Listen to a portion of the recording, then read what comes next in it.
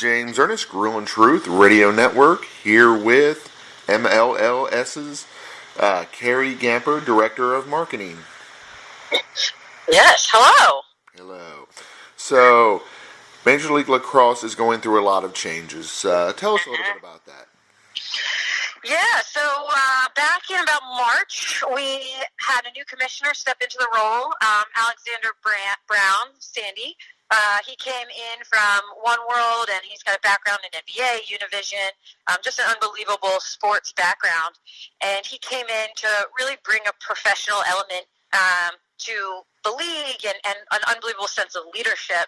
And so since he took the helm, and I joined him in May, we've had a couple other additions from the sports industry, like Buddy Rose from the Pistons. But since joining, he's really had a vision of creating the best experience for players and fans. In the 2018 season, we both did a lot of listening. We went to all of the stadiums, saw everything that was happening, and there were just some unbelievable activations, and there are some really great elements that each of our teams do, but there are definite opportunities for improvement, both across the teams and across the league. And so what Sandy started doing was bringing one of his first, which was a great accomplishment. He brought all of the owners together and all of the presidents into one room at the championship weekend. We sat down and presented a 3-year plan to them, and a vision based on what was seen across the league, what the opportunities were, and how to best address those. And so a big part of that was the 51% increase to the salary cap, which, as everyone saw, was released pretty soon after with a unanimous decision from the owners, in addition to extending the schedule by 2 games and adding a player to the game day active roster. So that was the initial kickoff of the changes that have been sweeping this fall. But all of that was done with some great leadership and really great investment and engagement from our league leadership and ownership. Oh, definitely. I can run through all the other changes, but I think that was pretty long-winded, so I wanted to give you a chance to jump in.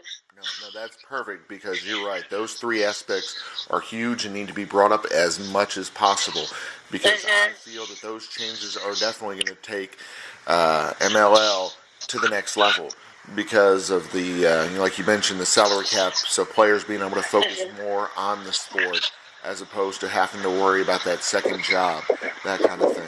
And then just having the extra player on the field so the coaches can do more strategizing. So exactly. Huge, yes. And then, of course, more games, because anytime you have more games, you have more fans that get the opportunity to attend those games. So, yeah, I agree with you. Those changes are huge. But the changes I want to talk to you about are the changes that you're going to implement. What type of changes are your aspect of it, the marketing aspect? Yeah, so one of the other things so I joined in May, and my background, just to throw that in there, is I played growing up, and then I played Division I at the University of Denver, where I also captained the team my senior year. So I have a deep background in the sport and an unbelievable appreciation for everything MLL has done over the last 18 years. And that's about when this logo and the branding was established, was about 18 years ago. And, you know, it's done a lot for the league and for the sport, and a lot of unbelievable players, Gary Gate, Casey Powell, John Grant Jr., they've all worn this logo, worn it proudly, and done unbelievable things with it. But we are ready to introduce the brand to the 21st century high-energy, young, and engaged consumer and the fan, and that's what we're going to do. We're going to take a look at all elements of the brand with a number of the agencies that we're in the process of interviewing through our RFP, and everything's on the table. The logo, the color scheme, the rollout, and so we're going to give it a nice refresh. Approximately how long are you thinking? So we are hoping to have it. We're not releasing the day that we're going to come out with the new brand, but it will come out before the 2019 season. Exactly. That's the most important part. Yes. Yeah, I was going to say, it doesn't have to be a specific day, but obviously going to celebrate that big season coming up, the 19th season, with 2019, and it could be huge. Some really neat changes. It sounds like they're in the works. Yeah, and another great element, which I don't think we've been as great about publicizing, is we're also in the process of interviewing, and we have an RFP out with 4 different digital hosting organizations, so that we're going to be putting out a entirely new digital platform in a brand new way for the 2019 season. And so our new brand with the new platform and the experience that it will allow the fans in order to engage with our players, our teams, the game, it's going to be extremely unique, exciting, and definitively interactive, and they'll have a great time. They'll really like it. Excellent. That's one thing fans love. An organization that I've been working with occasionally is FanCom from the NFL, okay. And then they take former players, and during the games, the fans can ask questions to the players. So if there's something, they're like, well, why did they do this, or why did they do that? They can actually ask John Randall, who used to play in the NFL, what he's thinking about the game, or Ernest Biner, or Art Monk. I mean, they have... or no, not Art Monk. Gary Clark, that was the one. Okay. In other words, legends from the game, they can ask about the game. So, yeah, something more interactive, like you're saying, is what I think fans are looking for, because I think that's the reason why Major League Baseball is falling by the wayside, is they're not willing to change. But it sounds like MLL is looking ahead to the future. We are, and we're really excited about it. And, as I mentioned, having leadership in here who has been a part of the transition and transformation of sport over the last, 10, 15, 20 years is significant and helpful. And we've got owners like, Andre Goodger, who is the owner of The Blaze and who owns a tech firm and just has his mind and space in tech and is able to, and is heavily engaged with the league and the team and wants to see growth and wants to help foster growth. So we've got people like Katie Bain, who was the CMO of Coke, and understands, brand perception and understands, how to engage fans in a way that's true and hits home in an almost emotional way. And so we've got all of these elements from, really, we've got sports, we've got brands, we've got tech, we've got, all of these great leaders that are coming together in order to elevate MLL so that we can do the best job possible and create the best lacrosse experience for the fans and for the players. Exactly. It sounds like a great mixture. The only thing is and the main thing that I'm sure he's already known is, don't put the word new in front of the product. Yes. New Coke. Yeah. Don't put the word new on there. That doesn't work. So no new MLL. No, that's not the new MLL. We are very much established and we have a great history. We have fans who have been engaging for the 18 years we've been in place. I mean, if you haven't been to a game in Boston to see the Boston Cannons, I would encourage anyone who can to go. The fans there have been here forever. They can name every player that's ever been playing on the Cannons, and the excitement and the energy is great. And while I say that, you go to Dallas, which is a brand new team, and you couldn't find more enthusiastic fans than the ones that are down there. They cheer even if there's a timeout. I mean, they are on their feet the entire game, and that's the passion that we're excited to bring, this new platform and this new brand to. Speaking of Boston, what influence with the league headquarters being in Boston do you get? Because I would think Boston is one of the more progressive cities, so you're getting to see more, of what mainstream has got going on, what the future of fashion, future of different things is. So how has that influenced the league? Yeah, I mean, I think it's a heavy tech center, having MIT, Harvard, and the schools, the top schools in the world based here. So I think that's something that we get to have a peek into and engage with. But one of the real benefits of being in Boston for us is it's the same place as the headquarters for New Balance, which is, of course, the parent company for Warrior and Brine. So we get the benefit of having them in our backyard, who's one of our top partners, in addition to being at the forefront of the sports industry. And so we get to learn a lot and work together with resourcing in order to, again, create interesting opportunities and share a lot of thought leadership and learning opportunities. The MLL has, I feel it has changed the sport of lacrosse and it helped it to evolve. Do you feel that's a fair statement? Yeah, absolutely. I mean, when we came into existence, we instituted the 2-point line, which is something the NCAA did not have and still does not have. We've maintained and had the diving shot, and that's something that you can see coming back to NCAA. Our shot clock has been a consistent part of the game, and that's something the shot clock has been continuously developing the NCAA game, and we start seeing them looking to us more and more often, and I think that's because we've been consistently the thought leader in the game. So it sounds like those next 18 years are going to be even bigger changes, like you said, with the technology that's going to be involved and some of the ways that fans are going to be able to interact. Oh, yeah. I mean, you're going to see it right off the bat in the 2019 season, but it is going to be a rolling process, and we can't wait to get the ball rolling. One of the other things that we're in the process of doing, which is really exciting, our head of operations is really taking this on, but we are interviewing and creating a new partnership with a new statistics platform who has technology that blew me away, and I'm a data person. The things that we'll be able to do with them over the course, it'll be a rolling process, as I mentioned, but it'll probably be a 3 to 5 year process to get all of the elements up and running. But the ways that fans will be able to engage with player stats and player biometrics and all of the elements that have to do with what's going on the field will be just something that I don't think they will get with any other sport, because we can try things and be a little different, and we're really excited about what we'll be able to do over the next few years. So with the logo, going back to that, so kind of Michael Watson, of course, was your Bob Cousy. So Yes. Who are we looking at to be your Michael Jordan, or is it going to be something different, you think?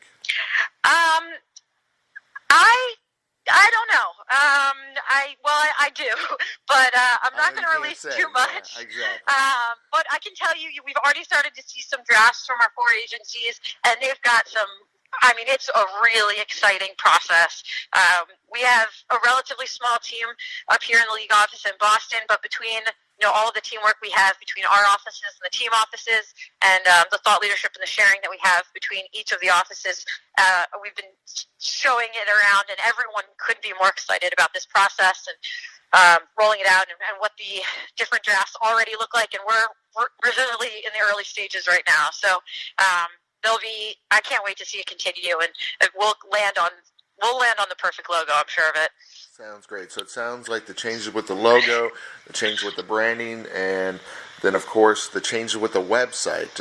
What type of things can we expect on the website? Yeah, I mean, we're going to make sure that it hits our demographic hard, and it gives them every opportunity to experience MLL the way that they want and need to experience on a 24-hour, 7-day-a-week time period. And we want them to know that, we hear them. We did I'm not sure if you were aware of this, but we did a very comprehensive research You're study. psychic. That's my next question. Obviously that Nielsen Sports and Entertainment, that is huge. I mean, a company like that is so great at getting data. So to work with them, I can imagine, was a great mix.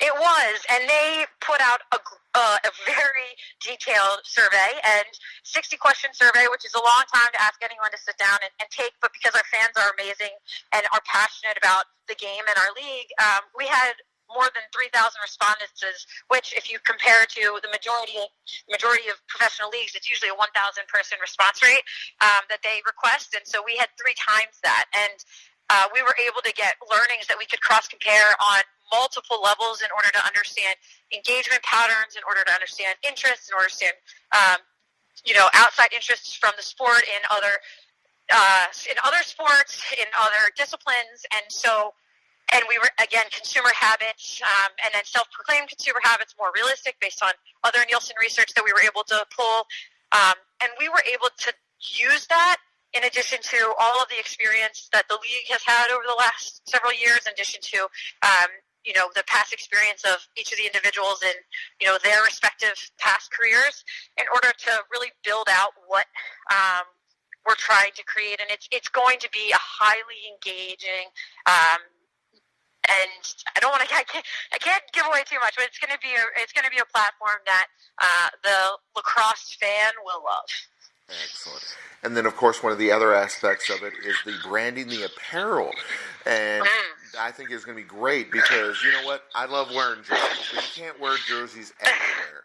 So when you have that polo, that, you know, that hoodie, that those type of articles of clothing that, you know, for example, Reebok and the UFC have done such a great job to make it more of a mainstream article of clothing. It sounds like the MLL is going to be doing that as well. Yeah, I mean, merchandise is absolutely a priority for us, and we've got great partners in that space already between New Balance, the 47 brand, a couple others, and each of the teams have done a really fantastic job of creating branding that aligns with their market and their fans. And I think the league, it's our turn to create our new look, and then have all of the opportunities to activate across it, and merchandise is certainly one of those. You mentioned the three big changes earlier, but I think possibly one of the biggest changes is the Memorial Day. I think that is huge because, you know, unfortunately, especially where you are up in Boston, the first couple games I can imagine are quite chilly. So moving that game back, I think is actually going to help the league a lot. Yeah, it absolutely will. We couldn't be more excited to start after. And the other piece of that is, of course, the NCAA schedule, and we will be allowing our rookies the opportunity to play a full season. So immediately after the NCAA tournament, we start that first weekend in June, or I guess technically second weekend in June, and we'll have it is first weekend, the second and third, so we'll have all of our rookies on field with their teams ready to go, and they will get the full season with the MLL. We're really excited about that. Where's the best place for fans to watch games? I mean, obviously at the stadium, but like on the internet, or on TV. Where would you recommend if they can't make it to the games? So they watch the games. So all of our games are aired on LSN. One game per week is on ESPN Plus. So we'll have games of the week on ESPN Plus, which we're really excited about.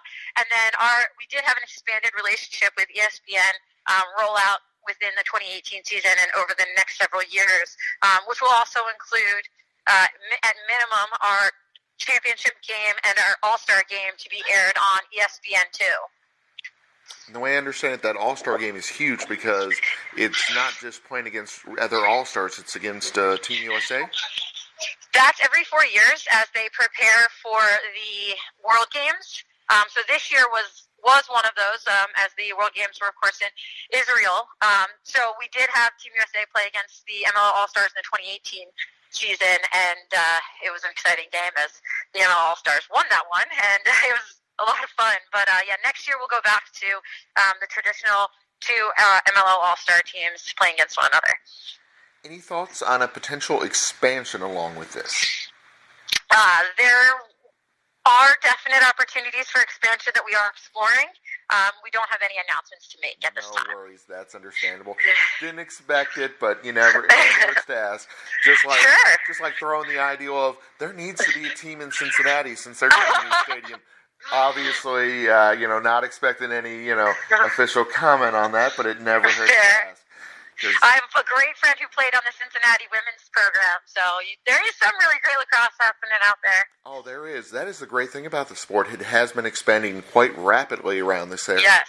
Because in the past, you never heard about it in this area. You always thought of it as more of an East Coast thing, but it has really gained traction, and I'd like to give a lot of credit to the Ohio Machine for that. I feel they have quite a big part in that. They have, and they have a program called COIL, which I'm not sure if you're familiar with, but essentially they help lead and own and create opportunity in rec lacrosse. And rec lacrosse, unfortunately, in a lot of areas, just hasn't continued to exist or hasn't grown or has significantly decreased because of the club lacrosse programs. And what the Ohio Machine are doing in order to protect opportunity and create opportunity for anyone who wants to play is just unique, and it should be celebrated at every opportunity because they care about the growth of the sport, and that's that's what we're all out here to do, is to grow the sport, create more fans, bring more people into the community, because lacrosse is still is and always will be very much a community, and the Ohio Machine have been great leaders in making that happen. Oh, definitely. Them with Brett have been doing an excellent job, and I just can't say enough great things about them. Obviously, I would love to pick your brain more about lacrosse and get your thoughts on the Outlaws and all that, but obviously you're a very busy person, so we'll switch it to the ending questions. The people to thank, who have, like you said, those 3,000 fans obviously have got to be on the top of that list. Yeah, the fans have been fantastic. And, I mean, as I mentioned with community, and the lacrosse is very much a community. And if anyone wants to join or learn about a sport, you couldn't pick a better one than the sport of lacrosse, because whether you are a fan, whether you're a player, a coach, a staff member, whether your kid plays or you play or you've never played and you just want to learn about it, you go to a game and you realize it's more than just sitting in a seat watching a game. I mean, it is very much a community, and that's something we're really proud of being a part of. So thanking the fans and thanking anyone who is a part of that community is the most important to me, and I think to the league. And then you mentioned some of your sponsors. Obviously, they play a huge role yes. in the advancement of MLL.